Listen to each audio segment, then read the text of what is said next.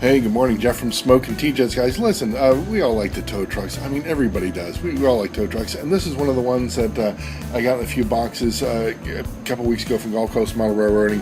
It was in there, and it didn't have the chassis. I just put the chassis on. I happen to have it's actually a Tough Ones chassis that I dressed out for the wreckers here.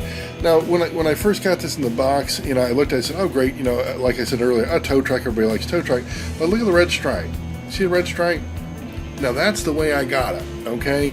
And when you're looking at that, to me, that's like they had the template on, they're spraying the red stripe, and the paint ran out, and it fizzled towards the end. Like if it was going from the back end to the front end, it fizzled out.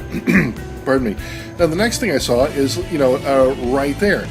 Look at that. How do you break that piece off? I'm going, well, damn, that, it's like we got kind of like two strikes against it. But some people like the, when Aurora makes like a slight mistake, like the paint there, like that when the spray paint runs out. Some people collect those. I do. I love that kind of stuff. But when I saw that chip there, it's like, okay, straight away, this is going on eBay. Then I'm looking at it, and I kept thinking, isn't there two tones here?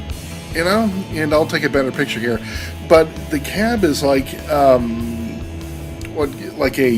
it's the cream yellow, but it's almost like a mustardy, and then the back part, it's more the cream yellow like it should be. So I know they're made from two different pieces and they're put together, but they're two different colors, guys. I mean, there's a striking difference. The boom itself looks like it's seen better days, but how do you break that piece there? How do you do that? Turn it around, it all looks good, but then look at the front. And again, I'll take some pictures. What the heck's that? How do you break that? And I started, and what I'll do, I'll do. I got the screwdriver. I'll do it right now. I'll show you what I'm talking about. The more I started just putting the chassis on, the more I realized this is a major screw up. In my opinion, this is a major screw up from Aurora. Okay. We've all seen you're spraying, your spray runs out, and then you got a little residual left. That's what I consider that as right there. That's what I consider that as. But again, how do you break that? I've never seen a tow truck broke like that. Now, when you look on the underneath side, it's smooth. It's really smooth. It's and here's another thing: if plastic breaks, and we all know this, we've seen window post breaks and things like that, there's stress in the plastic. Sorry about that, my camera ran out of battery life, but I was just saying there's no stress in the plastic right there at all. So that leads me to believe it was probably never there. And the same thing here. Look at the front, guys. When you look at the way this is, you're not going to chip or mold that. And you see the screw post? The screw post was painted silver. If that bumper is supposed to go from there to there, how in the world did that screw post get painted silver? So my point is I don't think it was broke.